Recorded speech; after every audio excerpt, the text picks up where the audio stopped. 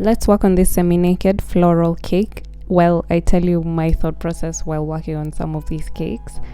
So for this one, I was working on a chocolate and vanilla cake, and I know this cake is like a year old in my gallery, but I still have the video that I never edited, so I figured I should just share it today.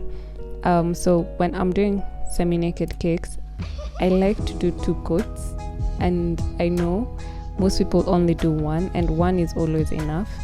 But before I get to the coats, the first thing, I never trim the sides or edges of my semi-naked cakes, because I find that when I trim them, when I do the buttercream, they just turn out so perfect, I guess. So it's very hard for me to see the cake layers once I've trimmed a cake. So I always avoid trimming for my semi-naked cakes. And with this one, I obviously didn't trim it. So the reason why I do 2 coats of buttercream basically is the first coat that I do, as you can see, it's very full of crumbs. But then when I do a second coat, it's very, very, very thin. So the second coat basically hides all the crumbs that might have been visible. You'll definitely see 1 or 2 or 3, but it won't be as visible as the first coat was. So the second coat is a little more tidy, or basically tidier. And with this one, even if I can still see like gaps with my buttercream, I just add another thin layer and scrape as much as possible until I'm very happy with it. So you'll see me keep scraping and scraping and scraping until I can see more of the cake layers themselves, and keep doing this until I'm satisfied. So basically that is why I usually do 2 crumb coats or 2 coats of buttercream, just to make sure that my cake is perfectly covered but still visible. So it's basically for the tidiness of the cake. So as you'll see while I'm scraping, more of the cake layers are visible, but the crumbs are not as visible as they initially were. I would do the same thing with whipped cream, but sometimes with whipped cream, because I find it much harder to decorate with whipped cream, I might not do a second coat. I might just do 1 kind of thick first coat and use that as my final coat, depending on how the cake turns out.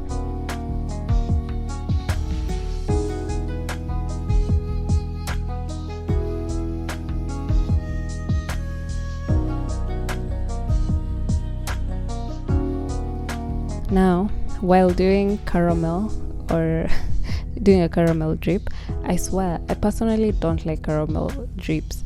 I like the color, this amber color, but honestly the amount of times you have to keep melting your caramel so that you're able to have the perfect drip honestly annoys me. And I don't like using a piping bag to do the caramel, because I don't know how, in my opinion, it's really hard to microwave from a piping bag, and I don't want to pour into the piping bag while it's too hot, and I don't have very warm hands, so I know even if I use a piping bag, my hands are not going to warm up the caramel. So I prefer just using a bowl or a glass jar to microwave it, and it doesn't drip as well as ganache drip does, but it's just so beautiful, like the color itself. So it's basically a love-hate relationship, but it's not the first recommendation I would obviously give anyone. But yeah, and also this caramel is so yummy. I remember telling Ashley how yummy this was, that I actually put whatever was left in a chapati because of how good it was. But that is how I do my caramel drip. I just shake up my cake a little bit to make sure that the drip falls a bit further before setting.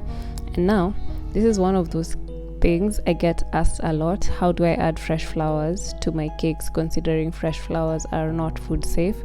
But here's the thing with me, I am very aware flowers are not food safe, but at the same time I like to have this thought that whenever you're ordering for anything, in your head you know that there will be 1 or 2 items that might not be edible.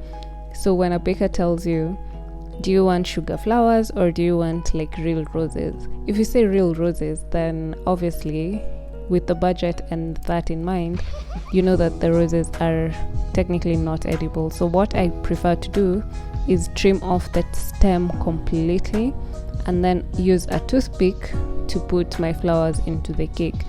So toothpicks are a little more food safe, but I know there's one or two people who will say you have to boil them and whatnot before you add them to your cake, but we use them to take food out of our mouths because they are technically considered a bit safe. You can use a skewer, you can wrap your flowers in cling film or floral tape, but I honestly don't like the amount of work you have to do to wrap them, so I just prefer to take the stem completely off and then just insert a toothpick. And as you can see, once I use a toothpick, I don't put the stem into the cake, I just put the toothpick into the cake, so the stem never goes into the cake itself. The only thing it will be touching is the cream. And the good thing with using a toothpick is once I put a flower and I don't like the position where I placed it, I can easily remove, and the little hole that's made by the toothpick is much easier to cover as opposed to using a skewer or just inserting the stem itself into the cake. As you can see there, the hole is much smaller, and if I cut the stem a little too long, I can just take it out and trim it again. So in this one, I kept changing my mind on how to place the flowers, since this cake wasn't for a client, it was for a client, but it was me gifting them, so I didn't have a specific idea in mind, I just went along. And then when I was adding these jaberas, or are they gaberas? Jaberas, I also use toothpicks because the stems are a little thicker. But when I do like flower fillers, like baby's breath, or I don't know what these purple ones I used here are called, I usually don't add a stem. I just place the flowers in between like the roses themselves. Sometimes I'll just tuck them into the petals so that they can kind of float or stand and then be visible when you take photos. So I never usually like stress myself to figure out how to wrap these ones. Same with any other filler I might choose, like fans or any of these little fillers. I don't know the names of all of them, but you'll see I'm just placing them gently onto the cake, so I don't dip them into the cake, so that in the assumption that not every client knows these things are inedible, they can just take them off and throw them. So yes, that is everything that I did to cover this cake, and I really hope you like it, and thank you so much for watching. Enjoy the rest of the video. Bye.